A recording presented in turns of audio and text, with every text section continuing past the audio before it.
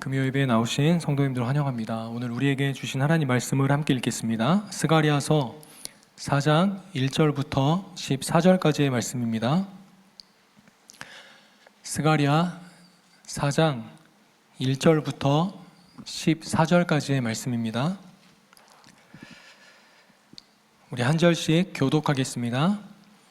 내게 말하던 천사가 다시 와서 나를 깨우니 마치 자는 사람이 잠에서 깨어난 것 같더라.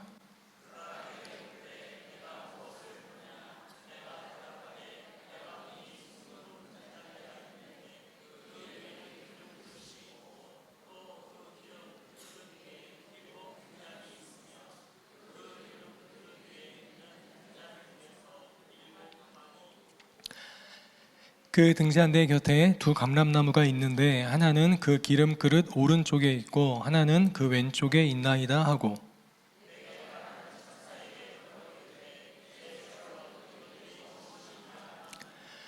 내게 말하는 천사가 대답하여 이르되 내가 이것들이 무엇인지 알지 못하느냐 하므로 내가 대답하되 내 주여 내가 알지 못하나이다 하니,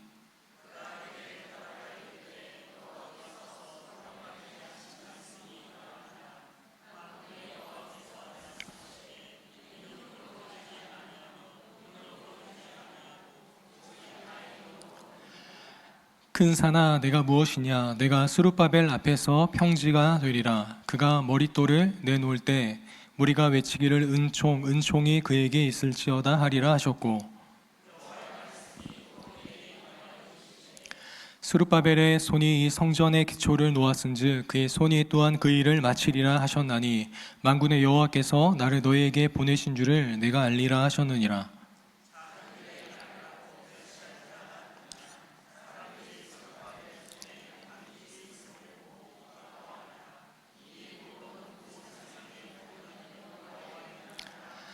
내가 그에게 물어 이르되 등잔대 좌우에 두 감람나무는 무슨 뜻이니까 하고,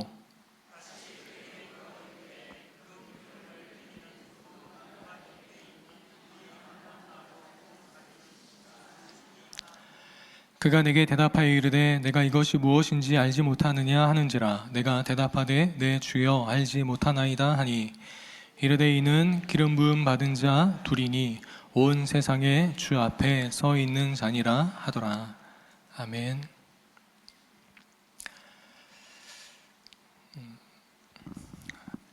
바벨론 느부갓네살 왕에 의해서 포로로 잡혀갔던 유다 백성들은 BC 538년 페르시아의 왕 고레스에 의해서 예루살렘으로 귀환하게 되었고, 무너진 성전 재건을 공사를 시작하게 됩니다.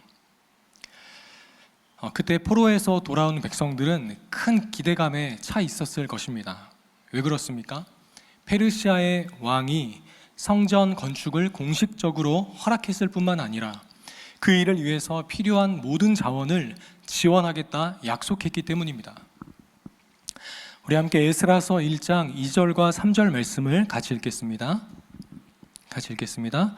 바사왕 고레스는 말하노니 하늘의 하나님 여호와께서 세상 모든 나라를 내게 주셨고 나에게 명령하사 유다 예루살렘의 성전을 건축하라 하셨나니 이스라엘의 하나님은 참 신이시라. 너희 중에 그의 백성된 자는 다 유다 예루살렘으로 올라가서 이스라엘의 하나님 여호와의 성전을 건축하라. 그는 예루살렘에 계신 하나님이시라. 아멘. 유다 백성들은 고레스 왕의 전폭적인 지지를 등에 업고 금방 성전을 건축할 수 있을 거라고 생각했을 겁니다. 그리고 성전이 다시 세워지면 다윗과 솔로몬 시대에 누렸던 하나님 백성의 영광을 다시 보게 될 거라고 기대했을 겁니다. 그러나 무너진 성전을 재건하는 일은 생각만큼 쉽지 않았습니다. 첫 번째 이유는 예루살렘이 너무나 황폐해 있었기 때문이에요. 70년 전에 바벨론에 의해서 폐허가 돼버린 예루살렘 성은 사실상 도시로서의 기능을 상실한 상태였습니다. 편하게 쉴 수 있는 집도 기본적인 사회 인프라도 성벽조차 없는 상황이었습니다. 그래서 외부의 침입과 약탈에 무방비로 노출되어 살아갈 수밖에 없는 그러한 상황이었습니다. 게다가 70년 동안 누가 농사를 짓지 않았으니까 땅도 다 황폐해 있어서 농사를 짓는 것조차도 쉽지 않은 상황이었습니다. 성전만 열심히 짓는 거면 어떻게든 해보겠는데 성전도 지어야죠, 농사도 지어야죠, 보초도 서야죠. 매일이 피곤함의 연속이었을 것입니다. 더 큰 어려움은 가까운 이웃이었던 사마리아인들로부터 오죠. 처음에는 성전을 함께 짓자라고 제안했던 사마리아인들이었는데 유다 백성들이 그것을 거절하자 가장 강력한 방해꾼이 되어서 성전 건축을 조직적으로 방해하기 시작합니다. 이런 방해가 계속되자 처음에 뜨거웠던 성전 재건의 열기가 점점 식어가기 시작합니다. 그리고 결국에 백성들은 이렇게 생각합니다. 지금은 성전을 지을 때가 아닌가 보다. 유다 백성들은 결국에 성전 건축을 중단해버리고 맙니다. 그리고 그 결과 무너진 성전은 16년 동안이나 그대로 방치되게 됩니다. 유다 백성들은 그 16년의 시간 동안 성전 건축은 까마득히 잊어버린 채 각자 자기 집을 짓고 자기 살림을 늘리는 데에 온 힘을 쏟으며 살아가게 됩니다. 그러나 하나님은 자신의 성전은 폐허로 남겨둔 채 오직 자기 안위만을 위해 살아가던 그 백성들을 그대로 내버려 두지 않으시죠. 하나님은 영적으로 깊이 잠에 빠져있던 유다 백성들을 깨우시기 위해서 2명의 선지자를 보내십니다. 그 선지자가 바로 학개와 스가랴죠. 학개와 스가랴. 학개 선지자는 백성들에게 이렇게 묻습니다. 학개 1장 4절 말씀 같이 읽겠습니다. 이 성전이 황폐하였거늘 너희가 이때에 판벽한 집에 거주하는 것이 옳으냐? 하나님의 집은 무너져 있는 채로 있는데 자기 집은 편안하게 꾸미며 사는 것이 과연 옳으냐는 것입니다. 학개는 백성들에게 말합니다. 너희가 그렇게 살아가니까 많이 뿌려도 수확이 적고 먹어도 배부르지 않고 마셔도 만족함이 없고 입어도 따뜻하지 못하고 품삯을 받아도 그것이 줄줄 새어나가는 것이다. 학개는 백성들의 삶에 만족이 없고 공허한 이유를 명확하게 지적합니다. 하나님께서 그들의 삶에서 만족을 거두어 가셨기 때문이라는 겁니다. 왜냐하면 그들이 먼저 구해야 할 하나님의 나라와 의를 외면하고 오직 자신의 일에만 몰두했기 때문입니다. 여러분, 이 말씀이 우리 시대를 향한 하나님의 말씀처럼 들리지 않습니까? 이 학개의 지적은 단지 옛날 유다 백성에게만 해당되는 말씀이 아닙니다. 오늘을 살아가는 우리도 열심히 살고 바쁘게 살아가지만 만족이 없고 채워지는 것 없이 늘 공허하고 피로함만 가득하지 않습니까? 왜 그렇습니까? 하나님 없이 자신의 일에만 몰두하며 살아간 결과죠. 하나님을 삶의 우선에 두지 않고 사는 인생은 결국 먹어도 배부르지 않고 입어도 따뜻하지 않고 벌어도 다 흘러나가는 삶이 될 수밖에 없다는 것입니다. 우리는 이 말씀을 통해 이 사실을 깨달아야 할 줄로 믿습니다. 이렇게 학개의 선지자를 통해서 백성들에게 회개를 촉구한 후 하나님은 스가랴 선지자를 통해서 깊은 위로와 소망의 메시지를 주십니다. 백성들은 열악한 환경과 외부의 반대 그리고 스스로의 무능함 때문에 낙심해 있었습니다. 그러나 하나님은 스가랴 선지자를 통해서 하나님의 일은 그런 세상의 변수들로 인해서 되고 안 되고가 결정되는 게 아니라고 말씀하십니다. 특별히 오늘 우리가 읽은 4장 6절에서 하나님은 뭐라고 말씀하십니까? 같이 한번 읽어보겠습니다. 그가 내게 대답하여 이르되 여호와께서 스룹바벨에게 하신 말씀이 이러하니라. 만군의 여호와께서 말씀하시되 이는 힘으로 되지 아니하며 능력으로 되지 아니하고 오직 나의 영으로 되느니라. 아멘. 여기서 힘과 능력이란 인간적인 노력과 세상의 수단을 말합니다. 하나님은 그런 세상적인 힘과 능력으론 하나님의 뜻을 이룰 수 없다고 말씀하십니다. 즉 성전을 세우는 이 중차대한 일은 사람의 숫자나 돈으로 할 수 있는 일이 아니라는 겁니다. 하나님은 성전을 세우는 것은 오직 하나님의 영, 성령의 능력으로만 될 수 있는 일이라고 말씀하십니다. 여러분, 오늘날 건물로서의 성전은 없습니다. 지상의 성전은 AD 70년 로마의 디도 장군에 의해서 완전히 파괴되어 사라졌습니다. 그래서 엄밀히 말하면 이 땅의 건물로서의 성전은 더 이상 존재하지 않습니다. 그러므로 오늘날 성전이라고 말할 수 있는 대상은 성령이 내주하시는 나와 교회 공동체뿐입니다. 예배당은 성전이 아니에요. 그런 의미에서 본다면 우리도 성전을 지어가는 사람들이라고 말할 수 있습니다. 눈에 보이는 건축물로서의 성전을 짓는 건 아니지만 하나님이 거하실 온전한 처소가 되기 위하여 함께 지어져 가고 있기 때문입니다. 그렇다면 우리는 어떻게 나 자신을 거룩한 성전으로 세워가며 하나님의 교회를 땅끝까지 세워갈 수 있을까요? 사람의 힘과 열정만으로는 불가능하다는 것입니다. 인간의 열심만으로는 끝까지 갈 수 없습니다. 우리가 이 땅에 하나님의 성전을 완성하는 유일한 길은 오직 성령의 역사뿐입니다. 때문에 오늘 포로에서 돌아온 유다 백성들이 경험하고 있는 이 좌절과 영적 침체, 그리고 그에 대한 해결책은 오늘날 동일하게 성전을 지어가고 있는 우리에게 위로와 소망을 주는 말씀이라 할 수 있습니다. 유다 백성들이 겪었던 어려움을 우리도 동일하게 겪고 있고 그에 대한 해결책은 그때나 지금이나 동일하기 때문입니다. 여러분, 처음 예수님을 만났을 때 구원을 경험했을 때를 생각해 보십시오. 얼마나 행복했습니까? 얼마나 흥분됐습니까? 나를 대신하여 십자가에 달려 죽으신 주님을 생각할 때마다 막 감격이 밀려오지 않았습니까? 주님이 너무 좋아서 무엇을 하든 주님을 위해 하고 싶고 또 순종하고 싶지 않았습니까?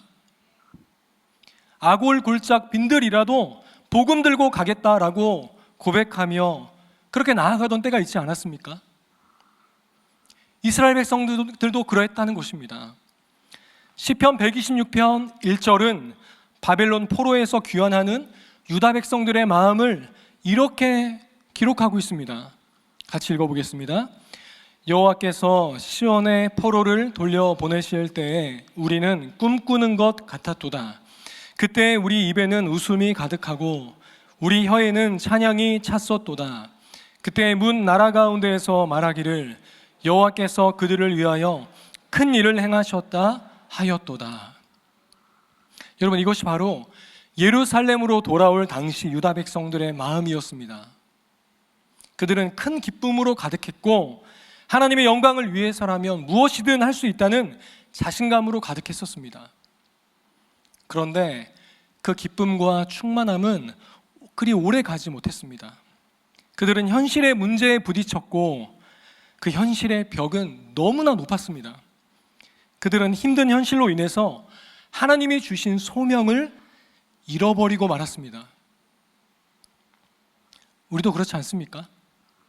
처음 주님을 만났을 때 가졌던 기쁨, 그리고 사명으로 충만했던 그 마음, 지금도 가지고 계십니까? 지금도 사명을 향해 달려가고 계십니까? 혹시 지금은 여호와의 성전 지을 때가 아닌가 보다 생각했던 유다 백성들처럼 지금은 말씀의 시간을 투자할 때가 아닌가 보다, 지금은 교회를 세워갈 때가 아닌가 보다, 지금은 선교할 때가 아닌가 보다 생각하며 주저앉아 계시지 않습니까? 잠시 무너진 내 삶을 돌본다는 핑계로 물러났다가 아예 주저앉아 버린 건 아닙니까? 유다 백성들은 그냥 주저앉아 버렸어요. 하지만 하나님은 학개와 스가랴를 통해서 하나님의 말씀을 들려주셔서 그들로 하여금 다시 성전 재건을 시작하도록 하십니다. 유다 백성들은 건축을 중단한 지 16년 만에 다시 건축을 재개합니다. 그러나 다시 시작된 건축도 쉽지 않기는 마찬가지죠. 그들을 둘러싼 환경은 하나도 달라진 것이 없어요. 그런데 놀라운 건 두 번째 성전 건축은 중단되지 않고 결국에 완공에 이르게 되었다는 것입니다. 무엇 때문에 첫 번째는 실패했지만 두 번째는 성공할 수 있었던 걸까요? 말씀을 아무리 읽어봐도 눈에 보이는 차이를 발견할 수 없어요. 그러나 두 번째 성전 건축은 중단되지 않고 결국에 완공됩니다. 딱 한 가지 다른 것이 있었어요. 그것은 바로 첫 번째 공사 때는 하나님의 말씀이 그들에게 들려지지 않았다라는 것이고, 두 번째 공사 때는 하나님의 말씀이 시작부터 끝까지 그들과 함께 했다라는 것입니다. 우리 학개에서 1장 12절부터 14절 말씀을 같이 한번 읽어보겠습니다. 스알디엘의 아들 수룹바벨과 여호사닥의 아들 대제사장 여호수아와 남은 모든 백성이 그들의 하나님 여호와의 목소리와 선지자 학개의 말을 들었으니 이는 그들의 하나님 여호와께서 그를 보내셨음이라. 백성이 다 여호와를 경외하매 때에 여호와의 사자 학개가 여호와의 위임을 받아 백성에게 말하여 이르되 여호와가 말하노니 내가 너희와 함께 하노라 하니라. 여호와께서 스알디엘의 아들 유다 총독 스룹바벨의 마음과 여호사닥의 아들 대제사장 여호수아의 마음과 남은 모든 백성의 마음을 감동시키시매 그들이 와서 만군의 여호와 그들의 하나님의 전 공사를 하였으니 그때 다리오 왕 여기까지. 여러분 보이십니까? 결국 유다 백성들로 하여금 성전 건축을 끝까지 완공할 수 있도록 이끈 힘이 무엇이었습니까? 바로 여호와 하나님의 목소리였죠. 하나님이 주시는 감동이었습니다. 그들은 하나님의 말씀이 일으킨 감동으로 그 힘들고 어려운 일을 끝까지 감당한 것입니다. 하나님이 맡기신 사명을 끝까지 감당하게 하는 힘은 하나님의 말씀입니다. 탁월한 전략과 탁월한 시스템과 탁월한 리더십과 탁월한 사람들이 있으면 하나님의 일이 되는 것이 아닙니다. 여러분, 교회가 탁월하면 얼마나 탁월할 수 있겠습니까? 교회가 아무리 뛰어나 봐야 세상에 비하면 그냥 아마추어일 뿐이에요. 교회가 엔터테인먼트를 아무리 잘해도 세상만 하겠습니까? 교회가 마케팅을 아무리 잘한다 해도 세상만 하겠습니까? 여러분, 교회는 연약한 사람들이 모인 곳입니다. 부족한 사람들이 모인 곳입니다. 물론 세상적인 성공을 이룬 사람들이 교회 안에 있긴 있어요. 하지만 그건 소수에 불과합니다. 절대 다수의 성도는 연약한 자들이에요. 세상은 그런 교회를 보면서 비웃습니다. 자기 앞가림도 못하면서 무슨 봉사냐고, 무슨 섬김이냐고, 무슨 선교냐고, 그렇게 살아서 네 앞가림이나 할 수 있겠냐고. 그런 시선을 느끼고 그런 말을 들을 때마다 솔직히 낙심되죠. 청년 사역을 하면서 느끼는 가장 큰 어려움과 절망은 정말 열심히 주님과 교회를 위해 살았는데 그런 청년들이 잘 되는 것이 아니라 취업도 안 되고 세상적인 눈으로 볼 때 뒤처지는 듯한 삶을 사는 것을 보는 거예요. 그러면 솔직히 하나님 앞에 막 불만이 터져 나옵니다. 4년 동안 교회를 세워보겠다고 헌신하고 섬기고 친구들 위해서 기도하며 살아왔는데 졸업하고 나니 남는 것은 고생한 기억뿐이고 앞길은 막막한 그런 청년들을 보면 하나님 이게 맞습니까? 라는 의문이 막 들어요. 하나님, 그렇게 헌신했으면 좋은 직장으로 인도하셔야죠. 왜 이렇게 오랫동안 백수로 살게 하십니까? 이래도 되는 겁니까? 기도할 때 그런 질문들이 터져 나와요. 솔직히 제 인생을 봐도 그래요. 벌써 40대 중반이나 되었는데 뭐 하나 제대로 준비해 놓은 것 없는 저 자신을 바라볼 때 이게 뭔가? 내 인생은 어떻게 될까? 두려움이 몰려올 때가 있어요. 그래서 유다 백성들처럼 다 그만두고 그냥 내 앞가림을 먼저 하고 싶을 때도 있습니다. 무엇으로 이 낙심된 마음을 다시 일으켜 세울 수 있겠습니까? 무엇으로 힘이 다 빠져버린 다리를 다시 견고하게 할 수 있겠습니까? 오늘 성경은 우리에게 그 답을 주고 있습니다. 하나님의 말씀의 공급을 받는 것 외에는 우리가 이 낙심에서 벗어날 수 있는 방법은 없습니다. 하나님은 스가랴를 통해 성전 재건을 주관하던 스룹바벨에게 말씀하십니다. 여호와께서 스룹바벨에게 하신 말씀이 이러하니라. 만군의 여호와께서 말씀하시되 이는 힘으로 되지 아니하며 능력으로 되지 아니하고 오직 나의 영으로 되느니라. 주 안에 사랑하는 여러분, 말씀 없이 열정만으로 하나님의 일을 하는 사람은 결국 지칠 수밖에 없습니다. 포기하게 됩니다. 결국은 낙심하여 떨어져 나가버릴 수밖에 없습니다. 하나님이 주신 사명을 감당하기 위해서 우리에게 계속 공급되어야 하는 것은 돈이 아닙니다. 좋은 직장이 아닙니다. 하나님께서 우리에게 주신 사명을 이루는데 필요한 것은 많은 사람도 아닙니다. 주님의 일을 위해서 우리에게 절대적으로 필요한 것은 하나님의 영입니다. 그 하나님의 영을 어떻게 충만하게 누릴 수 있습니까? 성령의 감동으로 쓰인 성경 말씀이 우리 안에 해석되고 깨달아질 때 우리는 성령의 충만함을 경험하게 됩니다. 디모데후서 3장 16절 17절은 이렇게 말씀합니다. 모든 성경은 하나님의 감동으로 된 것으로 교훈과 책망과 바르게 함과 의로 교육하기에 유익하니 이는 하나님의 사람으로 온전하게 하며 모든 선한 일을 행할 능력을 갖추게 하려 함이라. 사랑하는 여러분, 성경은 단지 좋은 책이 아닙니다. 성경은 하나님의 호흡이 담긴 책으로서 우리의 삶을 바르게 세우고 하나님 주신 사명을 감당하게 하는 능력 그 자체입니다. 우리가 성경을 가까이 할 때 성령께서 그 말씀을 조명하셔서 우리의 마음에 불을 붙이시고 꺼져가는 심령에 다시 생기를 불어넣으실 것입니다. 사랑하는 성도 여러분, 오늘 교회와 성도가 직면한 진짜 위기는 경제가 아닙니다. 경제 위기가 아닙니다. 진짜 위기는 청년 실업도 아니고 인구 절벽도 아닙니다. 진짜 위기는 닫혀있는 성경입니다. 성경이 닫혀있기 때문에 낙심하는 것입니다. 절망하는 것입니다. 지치는 것입니다. 포기하는 것입니다. 우리가 말씀의 능력에 휘감기지 않는다면 우리는 성전 재건을 하다가 결국 낙심하고 돌아서 버린 유다 백성들과 같은 삶을 반복하게 될 겁니다. 하나님의 일을 하다가 늘 상처받았다고 울고, 늘 지쳤다고 울고, 늘 저 사람 때문에 못하겠다고 울고, 그렇게 주저앉는 삶을 살게 될 것입니다. 여러분, 오늘 말씀에 등장하는 환상을 머리에 그려보십시오. 2절에 보면 순금 등잔대가 있습니다. 그리고 그 위에 기름 그릇이 있습니다. 그리고 그 기름 그릇 위에 7 등잔이 있고 그 기름 그릇과 등잔을 연결하는 7 관이 있습니다.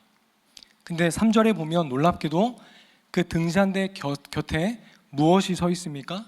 2 감람나무, 올리브 나무가 서 있습니다. 여러분, 이 올리브 나무는 기름을 만드는 원료를 내는 나무입니다. 그렇기 때문에 감람나무 옆에 놓인 등잔은 불이 꺼질 염려를 하지 않아도 돼요. 왜요? 올리브 나무가 끊임없이 기름을 그릇에 공급할 것이기 때문이에요. 여러분, 이 7 등잔은 교회를 상징한다고 볼 수 있어요. 그리고 이 등잔 옆에 서 있는 2 감람나무는 직접적으로는 스룹바벨과 대제사장 여호수아를 가리킵니다. 이 2 인물은 매우 중요한 의미를 갖습니다. 스룹바벨은 다윗 왕가의 후손으로서 왕의 직분을 상징하는 인물이고, 이 여호수아는 대제사장으로서 제사장의 직분을 상징하고 있기 때문이에요. 여러분, 이 두 직분은 예수 그리스도 안에서 완전히 성취가 되죠. 예수님은 다윗의 후손으로 영원한 왕이 되시며 동시에 우리의 죄를 담당하는 영원한 대제사장이 되시기 때문이에요. 그러므로 우리는 이 두 감람나무가 궁극적으로는 예수 그리스도를 상징한다고 볼 수 있습니다. 오늘 스가랴가 본 이 환상은 스룹바벨과 여호수아의 격려로 유다 백성이 결국 성전을 완성할 거라는 것을 보여준과 동시에 궁극적으로는 예수 그리스도로 말미암아 세상에 임하신 성령님으로 인해서 결국 교회가 하나님의 뜻을 다 이루게 될 거라는 것을 상징적으로 보여주는 말씀이라 할 수 있습니다. 사랑하는 여러분, 주의 성령이 임하시면 어떤 일이 일어납니까? 우리 함께 7절을 다시 한번 읽어보겠습니다. 빨간 부분만 읽어볼게요. 큰 산아, 네가 무엇이냐? 네가 스룹바벨 앞에서 평지가 되리라. 아멘. 성경은 여호와의 영이 임하면 높은 산이 평지가 될 거라고 말씀하십니다. 도저히 넘을 수 없을 것처럼 보이는 난관이 극복될 거라고 말씀하십니다. 성령님이 임하시면 능력이 나타나서 모든 것이 가능케 된다는 사실을 믿을 수 있는 저와 여러분 되기를 축원합니다. 저와 여러분의 능력이 중요한 것이 아닙니다. 오직 성령이 우리에게 임하시면 그것으로 충분하고 그걸로 끝인 줄 믿습니다. 다른 것은 있어도 되고 없어도 돼요. 근데 우리는 반대로 생각해요. 하나님의 일을 하는데 은과 금이 더 필요하다고 생각해요. 사람이 더 필요하다고 생각해요. 아닙니다, 여러분. 사도행전 3장에서 베드로는 외칩니다. 은과 금은 내게 없거니와 내게 있는 이것을 내게 주노니 나사렛 예수 그리스도의 이름으로 일어나 걸으라. 여러분, 교회가 세상에서 능력을 행하던 때는 교회가 부자였을 때가 아닙니다. 교회 안에 세상에 명성 있는 사람들이 가득했을 때가 아닙니다. 교회가 오직 예수 그리스도의 이름만을 의지하고 성령으로 충만했을 때 교회는 세상을 놀라게 했고 수많은 사람을 구원할 수 있었습니다. 교회가 은과 금을 의지하는 순간 교회는 이 능력을 잃어버리게 된다는 사실을 잊지 않는 우리가 되기를 소망합니다. 이 시대의 교회가 다시 빛을 발하고 복음 전파의 사명을 감당하려면 무엇보다 먼저 끊임없는 말씀의 공급과 성령의 기름 부으심이 필요하다는 사실을 깨달아야 합니다. 오늘 교회의 영향력이 줄어들고 있다면 그것은 교회가 가난해서도 아니고 세상이 교회를 핍박해서도 아닙니다. 교회가 성령 하나님을 의지하지 않기 때문입니다. 주 안에 사랑하는 여러분, 지금 우리가 처한 상황이 아무리 어려워도 성령이 우리와 함께 하시면 우리는 꺼지지 않는 불꽃이 되어서 세상을 비추는 삶을 살게 될 줄로 믿습니다. 교회는 돈으로 일하는 곳이 아닙니다. 교회는 세상적인 지위를 가지고 와서 일하는 곳도 아닙니다. 교회는 성령을 힘입어 성령으로 일하는 곳입니다. 우리 모두 다시 말씀으로 돌아가기를 원합니다. 다시 무릎 꿇고 성령의 도우심을 구하는 우리들이 되기를 원합니다. 하나님은 고아와 같이 우리를 내버려 두시지 않겠다 약속하셨습니다. 하나님은 오늘도 우리 곁에 감람나무를 세우시고 그 기름으로 우리를 공급하여 주십니다. 우리 인생 가운데 말씀과 성령만 있다면 우리는 경제난 속에서도 우리를 대적하고 공격하는 세상의 기류 속에서도 하나님의 일을 능히 해내고 하나님께 영광을 올려드리는 삶을 살게 될 줄로 믿습니다. 오직 성령 충만함에 모든 문제에 답이 있음을 믿고 매일 성령 충만을 구하며 살아가는 우리 온누리 교회가 되기를 축원합니다.